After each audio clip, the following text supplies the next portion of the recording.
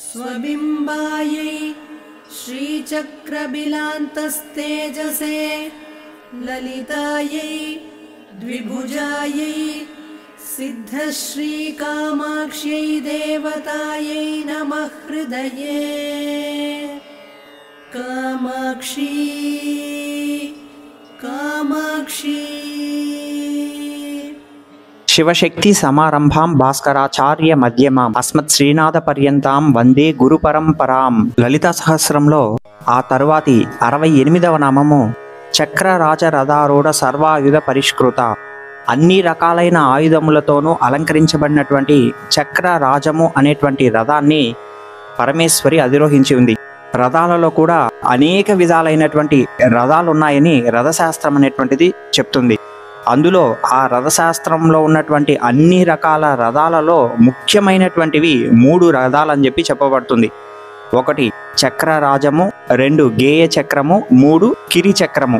లలితోపాఖ్యానంలో ఈ విషయాన్నే వివరిస్తూ ఆనంద ధ్వజ సంయుక్తో నవభిః పర్వభిర్యుతః దశయోజన మున్నమ్రః చతుర్యోజన విస్తృతః మహారాజ్ఞాశ్చక్రరాజ రథేంద్రః ప్రచలన్ బభౌ। ఆనంద ధ్వజముతో కూడినటువంటిది, 9 ఆవరణలతో ఉన్నటువంటిది, 10 యోజనాల ఎత్తు, 4 యోజనాల వెడల్పు కలిగినటువంటిది, దేదీప్యమానముగా ప్రకాశించున్నది అయిన చక్రరాజము అనేటువంటి రథాన్ని లలితా మహాభట్టారిక అధిరోహించి ఉంది।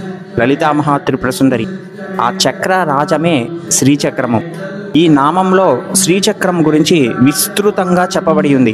ఈ 68వ నామంలో చక్రరాజ రథారూఢ సర్వాయుధ పరిష్కృత భాస్కరాచార్యుల వారు శ్రీచక్రానికి చేసినటువంటి భాష్యంలో చాలా విస్తృతంగా చెప్పి ఉన్నారు శ్రీచక్రం గురించి। అందులో ముఖ్యమైనటువంటివి తెలుసుకోబోతున్నాం ఈ వీడియోలో। శ్రీచక్రము అంటే చరాచర జగత్తే కానీ ఇక వేరేది కాదు। అందుకే భైరవయామలంలో శ్రీచక్రాన్ని గురించి సాక్షాత్తు పరమేశ్వరుడు పరమేశ్వరికి వివరిస్తాడు।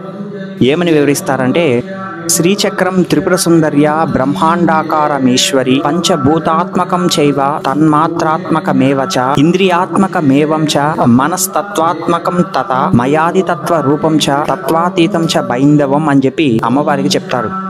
ఏమనంటే ఓ పరమేశ్వరి, శ్రీచక్రము అంటే సామాన్యమైనటువంటి ఒక చిన్న యంత్రం కాదు, అది బ్రహ్మాండం మొత్తానికి ప్రతీక। ఏ రకంగా ప్రతీక అంటే ఇక్కడ పరమేశ్వరుడు చెప్తాడు, సృష్టికి కారణం పంచభూతాలు తన్మాత్రలు। సృష్టి ఆరంభంలో మొట్టమొదటగా తన్మాత్రలు ఏర్పడ్డాయి, అవే శబ్ద స్పర్శ రూప రస గంధాలు। ఆ తరువాత తన్మాత్రల స్థూల రూపాలైనటువంటి పంచభూతాలు ఏర్పడ్డాయి, అవి పృథివీ నీరు నిప్పు గాలి ఆకాశము। ఈ పంచభూతాలు కూడా పంచీకరణం చెందాయి। అప్పుడు పంచభూతాలు తన్మాత్రలు విడివిడిగా 15 భాగాలయ్యాయి। ఆ తరువాత ఇవి గుణత్రయంలో కలిశాయి, అప్పుడు ఈ సృష్టి జరిగింది। కాబట్టి సృష్టికి మూలమైనటువంటివి పంచభూతాలు తన్మాత్రలు, అవి 2 శ్రీచక్రంలోనే ఉన్నాయి। అంటే పంచభూతాల తన్మాత్రల తత్వాలు శ్రీచక్రంలో ఉన్నాయన్నమాట। కాబట్టి శ్రీచక్రమే చరాచర జగత్తుకు ప్రతీక। అందుచేతనే శ్రీచక్రాన్ని అర్చించినట్లయితే చరాచర జగత్తును అర్చించినట్లే। జగత్తు అంటే కేవలం అడవులు కొండలు చెట్లు పుట్టలతో కూడినటువంటి భూమి మాత్రమే కాదు, దాని మీద ఉండేటువంటి జీవజాలము కూడా। శ్రీచక్రంలో ఇంద్రియాలు ఉన్నాయన్నారు, అవి 2 రకాలు, జ్ఞానేంద్రియాలు కర్మేంద్రియాలు। ఈ ఇంద్రియాలు ప్రతి ప్రాణికి ఉంటాయి, అందుచేతనే ఆహార నిద్ర మైథునాలు అన్ని జీవులకు సామాన్యమని చెప్పి చెప్పబడుతుంది। ఈ రకంగా దశేంద్రియాల తత్వాలు శ్రీచక్రంలో ఉన్నాయి కాబట్టి శ్రీచక్రం చరాచర జగత్తులోని జీవరాశికి అంతటికీ ప్రతీక। అయితే ఈ జీవరాశిలో మానవుడు ఉన్నాడా అనేటువంటిది ప్రశ్న। మిగిలిన జీవరాశికి లేనిది మానవుడికి ఉన్నది ఒకటే, అదే మనస్సు। సంకల్ప వికల్పాలకు కారణమైంది మనస్సు। దీని కారణంగానే మానవునికి యుక్తాయుక్త విచక్షణ జ్ఞానం అనేటువంటిది కలుగుతుంది। కాబట్టి శ్రీచక్రము ఈ జగత్తులోని మానవాళికంతటికీ ప్రతీక। అందుచేతనే శ్రీచక్రానికి అంత గొప్పతనం అనేటువంటిది। శ్రీచక్రాన్ని గనుక పూజించినట్లయితే చరాచర జగత్తును అర్చించినట్లే, విశ్వ మానవాలంతటినీ సేవించినట్లే। శ్రీచక్ర పూజ చేయడం అంటే తనను తాను గౌరవించుకోవడం తప్ప ఇక వేరొకటి కాదు। ఈ జగత్తుకు అధిపతి పరమేశ్వరుడు। పరమేశ్వరుడు ఎక్కడ ఉంటాడు అని అడిగితే జగత్తులోని ప్రతి వస్తువునందు ఉంటాడు, అదే రుద్రం చెప్తుంది। చరాచర జగత్తంతా పరమేశ్వరమయం. ఈ జగత్తే శ్రీచక్రం అయినప్పుడు మరి ఆ పరమేశ్వరి శ్రీచక్రంలోనే కదా నివసించేది. అందుచేతనే చక్రరాజము అనేటువంటి రథాన్ని అధిరోహించింది లలితా మహా త్రిపుర సుందరి. ఇక మంత్రశాస్త్రంలోకి వెళ్తే ప్రపంచసార సంగ్రహంలో చెప్పబడుతుంది. ఏమని అంటే, బిందు త్రికోణ కాష్టావతారయుగ లోకకోణ వృత్తయుతం వసుదల వృత్త కళాదల వృత్త త్రిమహీగృహం భజే చక్రం. బిందువు, త్రికోణము, అష్టకోణము, 10 కోణములు గల చక్రము, 14 కోణములు గల చక్రము, వృత్తము, అష్టదళము, వృత్తము, షోడశదళము, వృత్తము, భూగృహము అనేటువంటివి ఆవరణలుగా ఉన్నాయి. ఈ రకంగా శ్రీచక్రంలో ఉండేటువంటి ఆవరణలు అనేక చోట్ల చెప్పబడ్డాయి. అయితే శ్రీచక్రంలో 9 ఆవరణలు ఉంటాయి. వాటన్నిటికీ కూడా విడివిడిగా పేర్లు అనేటువంటివి ఉన్నాయి.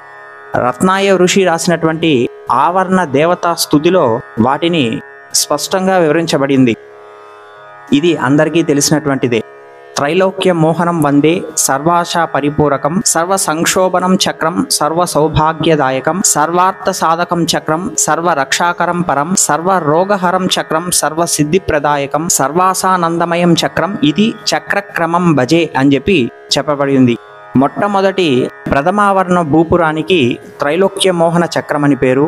ద్వితీయావరణ షోడశ దళానికి సర్వాసా పరిపూరక చక్రము, తృతీయావరణ అష్టదళానికి సర్వ సంక్షోభన చక్రము, చతుర్థావరణ చతుర్దశారముకి సర్వ సౌభాగ్యదాయక చక్రము, పంచమావరణ బహిర్దశారముకి సర్వార్థ సాధక చక్రము, షష్టావరణ అంతర్దశారముకి సర్వ రక్షాకర చక్రము, సప్తమావరణ అష్టకోణముకి సర్వ రోగహర చక్రము, అష్టమావరణ త్రికోణముకి సర్వ సిద్ధిప్రద చక్రము, నవమావరణ బిందువుకి సర్వానందమయ చక్రము.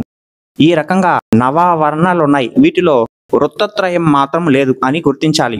బండాసురుని యొక్క వేద విద్యలకు విరుద్ధమైనటువంటి చర్యలకు పరమేశ్వరి ఆచరించేటువంటి దండనలే ప్రతిక్రియలు. అవి ప్రకృతులు, పరివార దేవతలు, ఆవరణ దేవతలు, ఆయుధ దేవతలుగా చెప్పబడుతున్నారు. శ్రీచక్రంలో ఉన్నటువంటి 9 ఆవరణలే దేవి కూర్చునేటువంటి రథానికి పర్యములుగా ఉన్నాయి. ఆ ఆవరణలో ఒక్కొక్క ఆవరణకు కొంతమంది దేవతలు అనేటువంటి వారు ఉన్నారు. వారే ఆ ఆవరణ దేవతలు. మొదటి ఆవరణకు వస్తే ఇది భూపురము, త్రైలోక్య మోహన చక్రము. ఇందులో 3 రేఖలు ఉన్నాయి. 3 రేఖలు భూలోక, భువర్లోక, సువర్లోకాలకు ప్రతీక.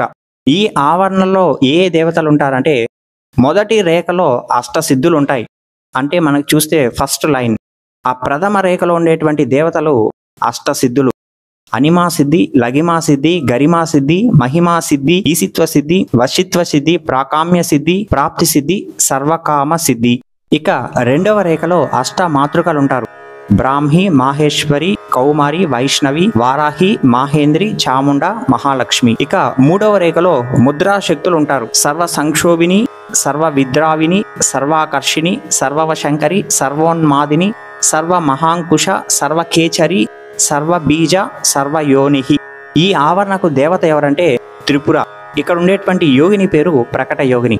ఇక రెండవ ఆవరణకు వస్తే ఇది షోడశదళ పద్మము, అంటే 16 దళాలు ఉన్నటువంటి పద్మము. ఇది చంద్రకళా స్వరూపము. ఈ 16 దళాలలోనూ చంద్రుని యొక్క 16 కళలు ఉంటాయి. ఆ కళలన్నీ ఆకర్షణ దేవతల రూపంలో ఉంటారు.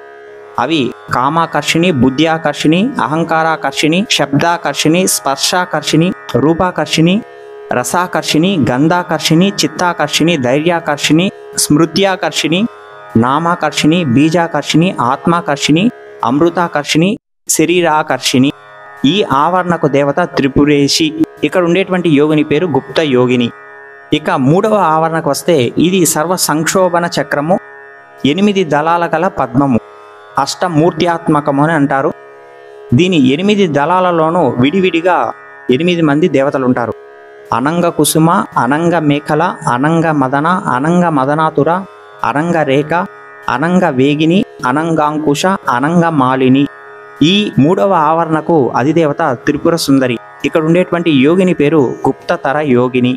లంబమానేతరకర లలితా స్వర్ణ విగ్రహ